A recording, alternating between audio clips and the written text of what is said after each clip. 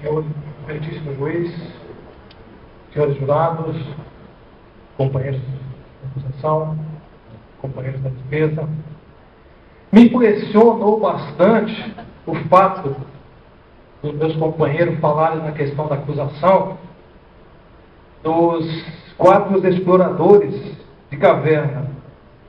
É interessante quando a gente começa a pensar e começa a ver a questão, por exemplo, da justiça. Antes de começar e antes de abordar, eu gostaria de colocar um ponto assim. Nós estamos aqui para fazer justiça. Nada mais, nada menos teria importância de estarmos aqui se não fosse a justiça. Nem meus companheiros de acusação, nem meus companheiros de defesa, e nem vocês jurados estariam aqui se não fosse a questão de justiça. Ou seja, o Estado espera a justiça. Mas a justiça, ela também tem alguns parâmetros que nós precisamos observar. Nós podemos ver, por exemplo, até mudando lá, vamos falar até de Jesus mesmo, uma coisa interessante. O povo, quando estava lá nas ruas falando, crucifica, era pedido de justiça.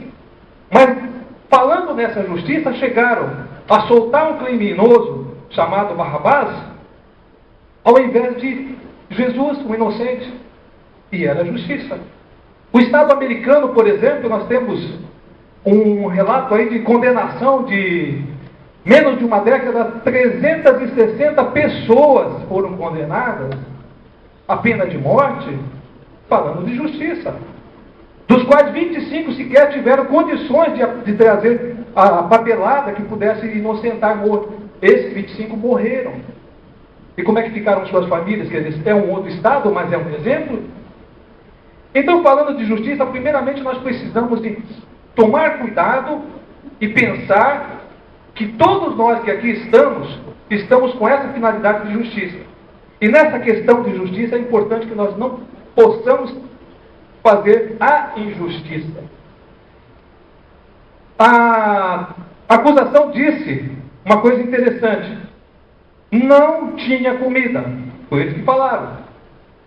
Eu peço até licença para pegar o meu óculos. Mas foi eles que falaram que não tinha. De fato não tinha. Se dizia não tinha nenhum tipo de alimento. Nem vegetal, nem animal e nem água. Se tivesse água, talvez até aguentasse um pouco mais. Então é interessante que nós tenhamos tudo isso para poder...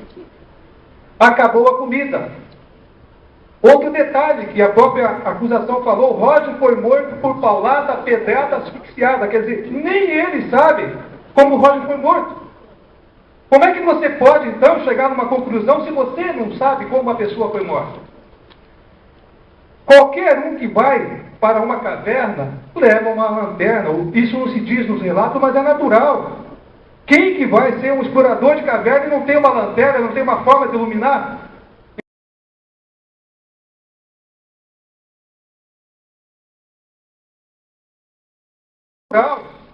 Quem que vai ser um explorador de caverna e não tem uma lanterna, não tem uma forma de iluminar?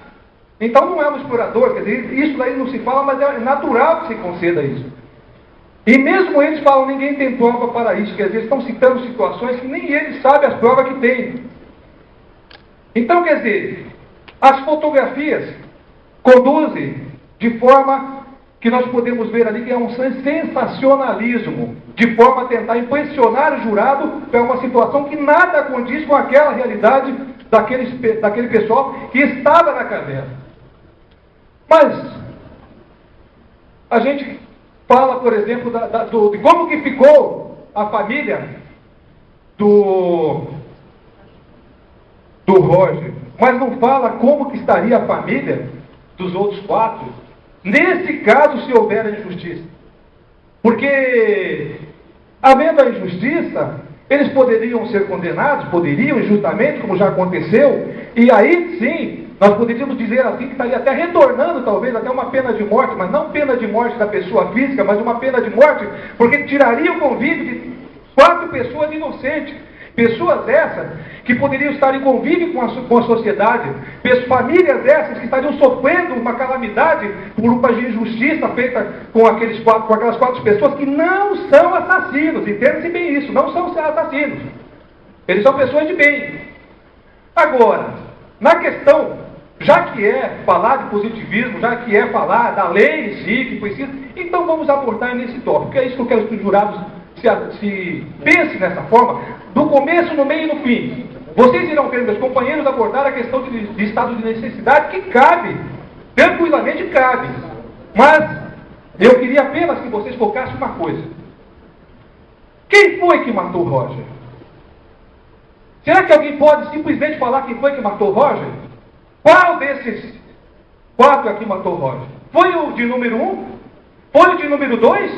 Foi o explorador de número 3, número 4? Ou foi uma combinação de 2, de 4? Quem foi? Quem tem condições de falar? Ninguém pode afirmar com certeza, a própria acusação usou isso, que eles não têm nenhuma, já mataram por pedrada, já mataram por asfixia. Então como que vai fazer isso? Resultado, se não tem como apontar o agente, não pode condenar.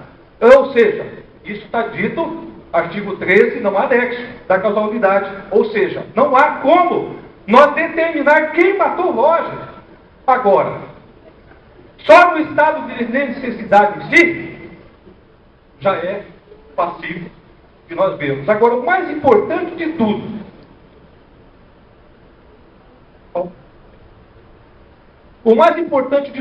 é que vocês pensem a respeito disso. Que ao fazer justiça, vocês estarão, sim, sendo hoje aquilo que vocês estão prontos. Ou seja, um privilégio de fazer justiça está na mão de vocês. E é isso que a gente espera dentro dessa questão, dessas 4 pessoas e as famílias que estão esperando por essa justiça.